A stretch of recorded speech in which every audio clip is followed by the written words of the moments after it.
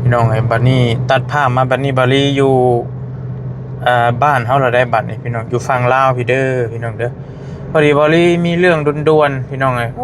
ได้รับข่าวบ่ค่อยดีปานใดเนาะหากะเห็นแม่ไข้ขึ้นนี่แต่ได้โชคหายอีกแล้วเมื่อยพี่น้องเอ้ยบาลีต้องเฝ้ากลับบ้านด่วนๆเลยจริงๆก็สิกลับบ้านอยู่ดอกมื้อนี้ฮะแต่ว่าคิดว่าสิบ่ได้มื้อฮอดเฮือน แต่วันนี้มีเรื่องจำเป็นต้องในเมื่อฮอดเพื่อนพี่น้องเนาะคือบอลลี่พี่น้องอันน่ะได้รับข่าวแบบสิว่าแบบมันบ่ค่อยดีปานใดน่ะแม่หาก็ดีขึ้นแล้วแบบได้โชคห้าอีกแล้วบัดจักสิให้จักสิว่าแนวใดแหละคือบัญชีธนาคารบอลลี่ถูกระงับเนาะถูกระงับการใช้งานพี่น้องพอดีบอลลี่ก็ว่าสิไปกดเงินว่าสิไปถอนเงินมาจ่ายค่าโรงพยาบาลให้แม่หั่นแหละแล้วบัดนี้เงินมันค้างอยู่ในบัญชีหั่นล่ะเพิ่นระงับไว้บ่ฮู้ว่ามันเกิดหยังขึ้นนะก็เลยสิกลับไปเอาเอกสารต่างๆมาดำเนินการก่อนว่าเป็นแนวใดพี่น้องเนาะมาเบิ่งก่อนว่ามันเกิดหยังขึ้นนะมันเป็นประมาณเดี๋ยวบอลลี่สิเอารูปให้เบิ่งว่ามันเป็นประมาณใดบอลลี่ถ่ายรูปไว้อยู่มันเป็นเพิ่นว่าพึงระงับการใช้งานไว้ว่าซั่นแต่ก็บ่ฮู้ว่าเกิดจากสาเหตุหยังคือกันพี่น้องเนาะแอปโอนเงินนะมันบริมีแอปของกสิกรไทยเป็นแอปโอนเงินพี่น้องเนาะก็บริกำลังขับรถอยู่เดี๋ยวสิให้พี่ให้น้องเบิ่งต้องกลับไปหาลูกสาวก่อนหาลูกหาเมียก่อนแล้วก็สิพาเพิ่นไปนำกันเลยธนาคารเพิ่นระงับไว้บ่ฮู้ว่ามันเกิดหยังขึ้นแต่ก็เห็นพี่น้องก็ว่าเป็นกันหลายนะตามเห็นในอินเทอร์เน็ตนะก็เพิ่นเห็นว่าเต็มกันเห็นเต็มอยู่เนาะเป็นกันว่าถูกระงับการใช้งานพี่น้องเนาะเดี๋ยวจังได๋บ่รีสิเอาให้เบิ่งว่ามันเป็นแนวใดหั่นนะเผื่อพี่น้องเป็นคือกันบ่และพี่น้องฮู้แหละพี่น้องสิได้บอกบอลี่เนี่ยว่ามันเป็นแนวใดมันคือเป็นแนวนี้หั่นนะเบิ่งกันเด้อบอลี่สิเอาให้เบิ่งแป๊บนึงพี่น้องบอลี่แคปรูปไว้อยู่กำลังเดินทางพี่น้องฟ้าวในบอลี่ก็ยันมันยันมันบ่ทันนะ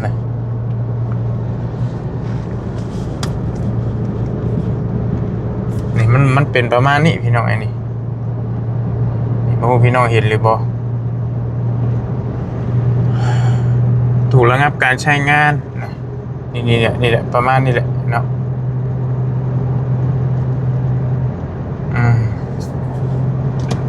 เบิ่งบอดี้ใช้พี่ให้น้องเบิ่งเดี๋ยวสิหาหมอกจอดรถกันจับแป๊บนึงอันตรายพวกพี่น้องนี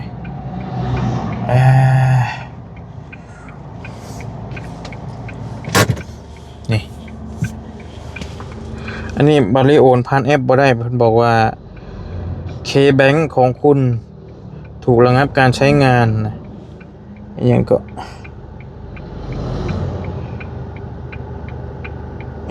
ด้วยเพราะอย่างจักอย่างแหละการป้องกันและปราบปรามอาชญากรรมทางเทคโนโลยีแล้วเพิ่นก็ให้เมื่อเอาเอกสารมาดำเนินการบัตรประชาชนบ่หรือว่าหนังสือเดินทางแล้วก็ไปยื่นกับพี่น้องพนักงานว่ามันเป็นอย่างพนักงานของกสิกรไทยเพิ่นนั่นแหละเนาะพี่น้องคนใดฮู้ก็บอกกันเด้อพี่น้องเด้อบริบ่ฮู้ว่ามันเกิดหยังขึ้นมันเป็นหยังนะมันก็บ่เคยเป็นแต่มันก็เคยเป็นเทื่อนึงบ่เทื่อนึงนี่แหละ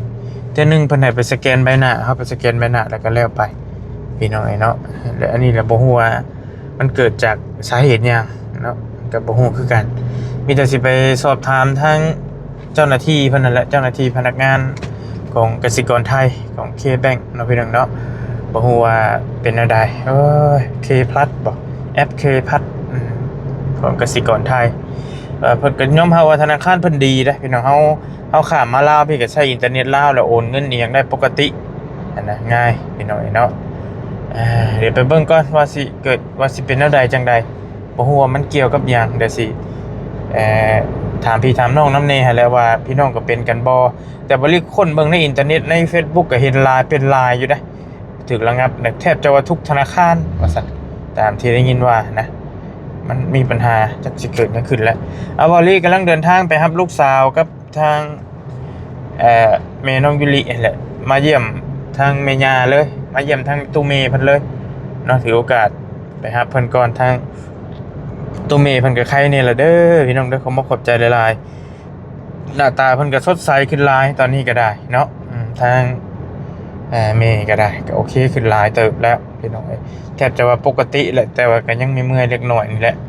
เพราะว่าหากฟอกไต2เทื่อพี่น้องเนาะขึ้นอยู่ห้องพิเศษแล้วตอนนี้อยู่ห้องส่วนโตวก็มีแต่ให้เพิ่นพักผ่อนนั่นแหละจังไดก็ได้เอาเดินทางมาหาลูกสาวก่อนประมาณ30นาทีก็คิดว่าน่าสิฮอดบ้านพี่น้องแล้วก็สิกลับมาอีกเพราะว่ายันธนาคารเพิ่นปิดเนาะอยู่อันฟังไทยพี่แหละแล้วอะไรก็จังว่ากันไปพี่น้องไป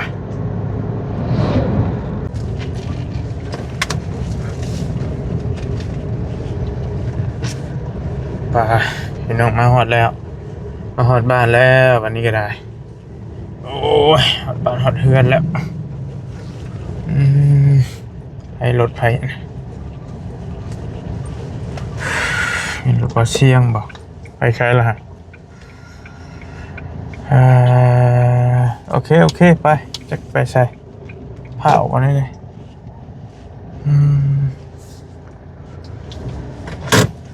มันก็ใส่ลูกสาวอยู่ใส่หมดสมีไป4-5 มื้อ6 มื้อ5 มื้อพี่น้อง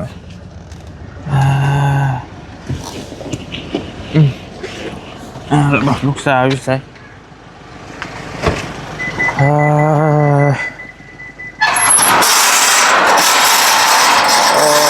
ยนะครับพ่อเลยมาเลยบ่ใช่เกิดมานี่โอ้ยน้องไอ้กินฮอดพ่อปะกินฮอดพ่อปะหอมแก้มพ่อกันหอมแก้มพ่อ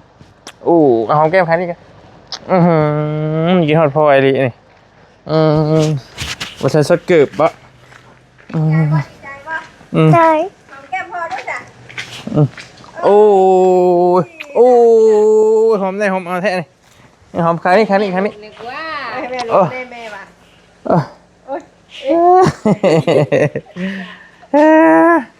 ป่ะไปเลยไปฟ้ามายาวเลยไปพี่ตู่เลยสวัสดีเด้อสวัสดีพี่น้องไม่ตู้ไปได้ไร ใครเนอยู่กำลังไล่ดีเดี๋ยวใหญ่ลงมาห้องพิเศษเด้อพอพี่กันไปน้องเมื่อเลยพี่น้องจังน้อยยังไปเนาะไอ้น้องเมื่อก่อนเนาะแล้วบ่น้องแล้วบ่รีกันนะครับลูกสาวครับนั่นเป็นใจเลยสบายดีงามกันแบบกินฮอดพ่อลายมือเลยเมื่อก็ฮอดบ่ให้กับเมื่อให้เอาเสื้อผ้าไปยันได้นอนพุ่นแหละพี่น้องขึ้นข้างหลังฮะขึ้นข้างหลังขึ้นทั้งหลังบ่ขึ้นทั้งหลังก็ขึ้นทั้งหลังไป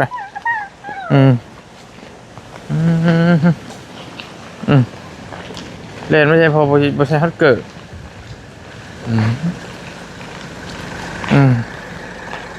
ขึ้นทั้งหลังบ่ลูกผ้าก่อนจะผ้าจะผ้าไปสิผ้าไปนั่นเบิ่งไว้จะผ้าเดี๋ยวพ่อเปิดให้จะพ่อเจ็บนะแม่เปิดนี่พ่อเปิดให้พี่แล้วพี่ก็รู้สิอันนี้ค่อยๆขึ้นค่อยๆจะผ้าไปนั่นเบิ่งไปพี่น้องกำลังเดินทางทางเอาเองก็ได้พาลูกสาวไปไปเยี่ยมญาติเลยนะพี่น้องเนาะเดินทางมาแบบสายด่วนไม่ได้นั่งฮอดเทือนเลยอะไรกันไปปุ๊บมาปรับไปปุ๊บมาปรับเข่ากินแต่ข้าวเศร้าต้องกินสดเข่าอยู่ไม่มีแต่แนวอีกหน่อยเปิดนั่นหนึ่งกันนั่นหนึ่งเวลากินทอดพ่อป่ะลูกโอ้ยแลนมาหอมพ่อถึงเป็นใหญ่เลยถามหาเจ้าพ่อถามหาพ่อป่ะถามมาพ่ออยู่บ่ฮะถามตื่นมาให้พ่อดิพ่อไปบอกเนี้ยนะโอเคมาเห็นน้ำ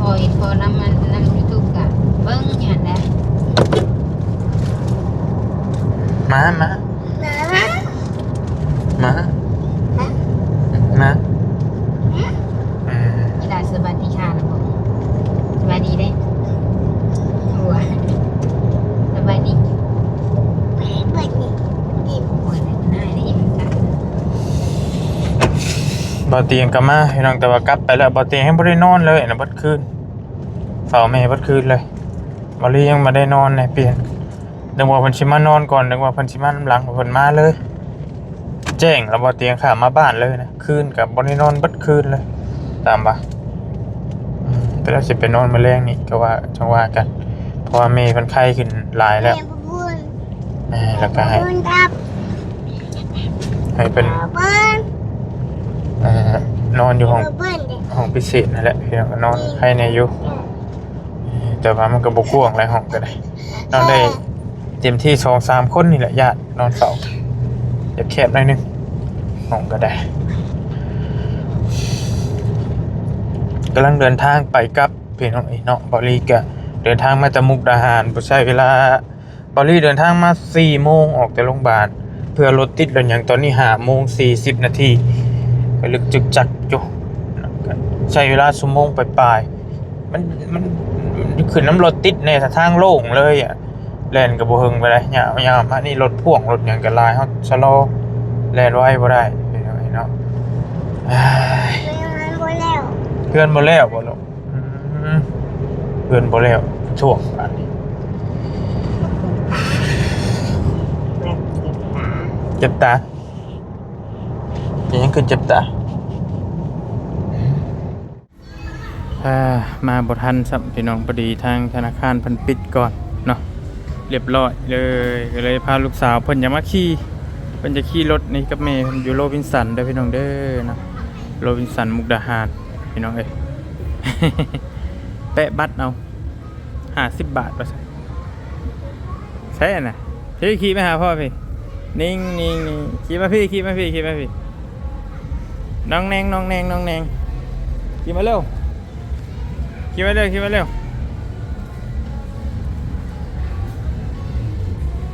น้องแนงมาก่อนมากับบทันจอยพี่น้องเอ้ยเนาะ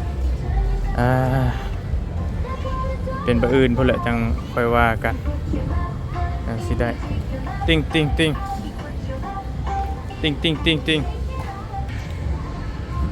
ไปเลยติ้งจับดีจับดี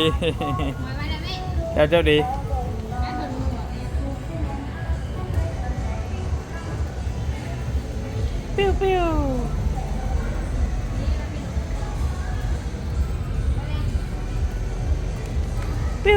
เอาบัตรเราบ่50 บาทแป๊บเดียวบัตรติจะเฮ็ด30บ่ขึ้นมาไหมบัดนี้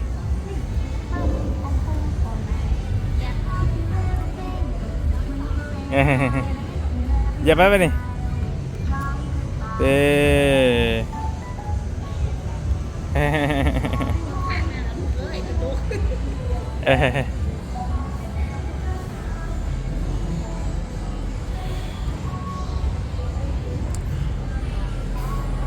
บายเพื่อน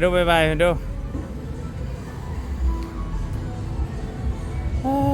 มากับบ่ได้ไล่ความหวังพี่น้องเอ้ยเมื่อย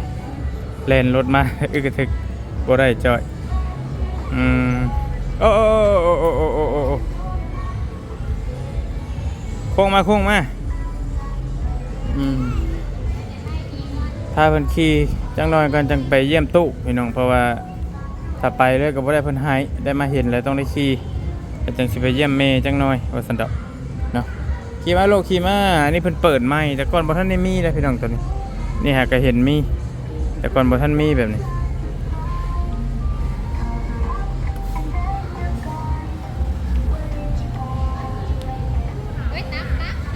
ตามมัวแต่เบิ่งชนพอ เอ็งเฮ็ดใช่เอ็งหัวฮะเอาไม่บ่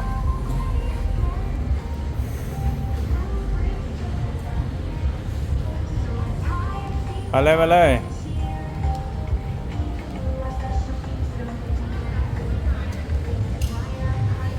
เบิ่งทางไปลูกเบิ่งทางในหันเบิ่งทาง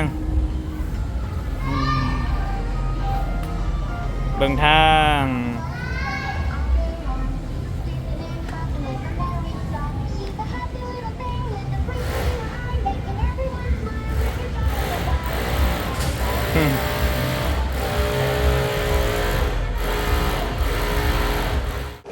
ปลาพี่น้องเอ้ย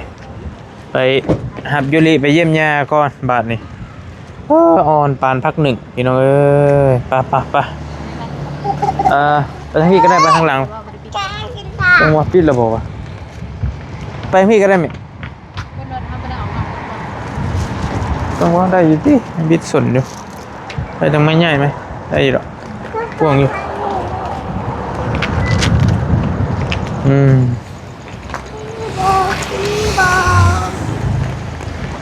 เงินกับบอลี่ไปท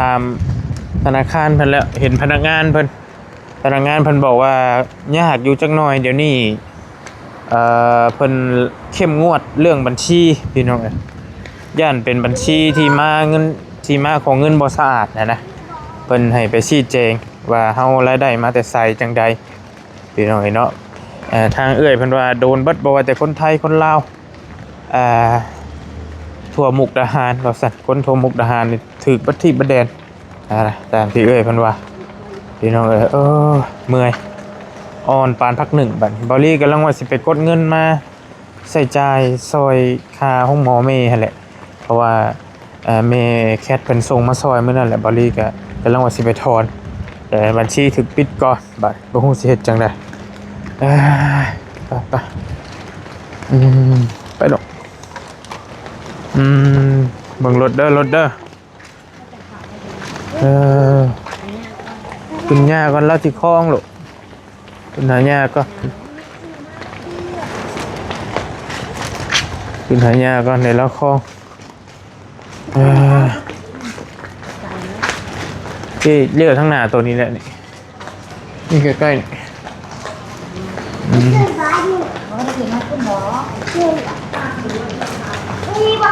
เลี้ยวขวาลูกเลี้ยวขวานี่แหละ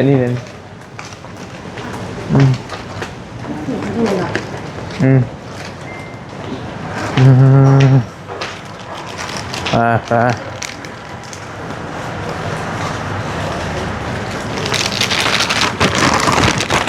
อายุริมาเยี่ยมยาเพิ่นก่อนขึ้นนี่ก็ได้คันใดก็ได้ก็สั้นค่อยๆเลยค่อย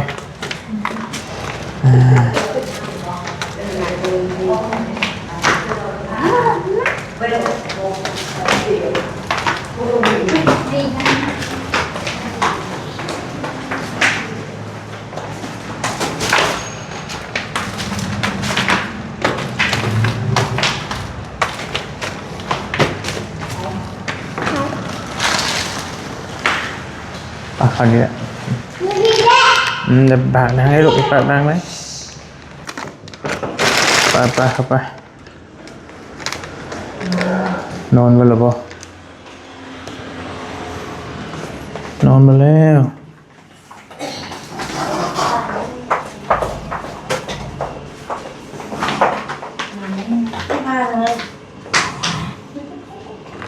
นอนไปเลยดิมันสิบุญมันดิหาไม่เกิดมันจะมันก็ได้วันมันอยู่อะไรเนี่ยโอ้มาเรียนเบอร์ว่าลูกมาอยู่โรบินสันก็ผสมโทรศัพท์อยู่นั่ง กะยังลูกแกะยังใช้ยาอยู่ใช้ยาน่ะเอ้ย ของดินเยอะ พวกในของลิ้นเว้ยอันนี้ สั่งให้แม่นั่งหลานมันมานั่งปักปักบ่ อืม อยู่ นอนกำลังนอนบ่ นอนมาถามยาก็ลึก เนาะ ใช้ยาเพราะว่า พ่อเป็นให้ลูกก่อน ฮะ ลูกหลานลูกก่อนลูกก่อนเอาสารนี่ไว้ มันก็เลยด้วยหรอกไม่ใช่ เอ ปว อ ดทุกตัว มาที่นี่ลูก ใส่ยายังวะ จะได้ผลอะไร ยา นะ พี่ยาขาเชื่อนี่ อ๋อยาคลายเสื้อทำมาห่อนกับตัว เออห้องเลย มานั่งนี่มานั่งสาร จะได้ถูกแก่ความทุกข์แล้ว ว่าแก ห่อนเลยว่าเป็นยันข้างในเป็นเพเลยนะ มันจะเป็นห้องไม่ดี เป็นตัว อืม ห่อนก็จะเอาเนี่ยอยู่ข้างในแบบนี้เคย มีมันยา อะไร เนี่ย เนี่ย เอาผ่านตาทันทีอ่ะทีละ ผ่อนจะ ได้ ได้ หม บอ ด ก ประตูเนี่ย ไปยุ่งเย็นเลยเด้เอามาบักพอมันเป็นแผลแล้ว เวียนนะ นี่มันเป็นนักเนี่ยหายไปทุกทีเลยมันเป็น อืม เส้นยานั่นเอง ลูกตาจะแก้เป็นบ่เนื้ออะไรเนี่ย กินในก้อนหมากหรือว่าหมากโม่ คงดีเลย หมากโม่ก่อนมันกินได้กินได้ ไม่ใหญ่ดูแม่เนี่ย หนักเนี่ยนะ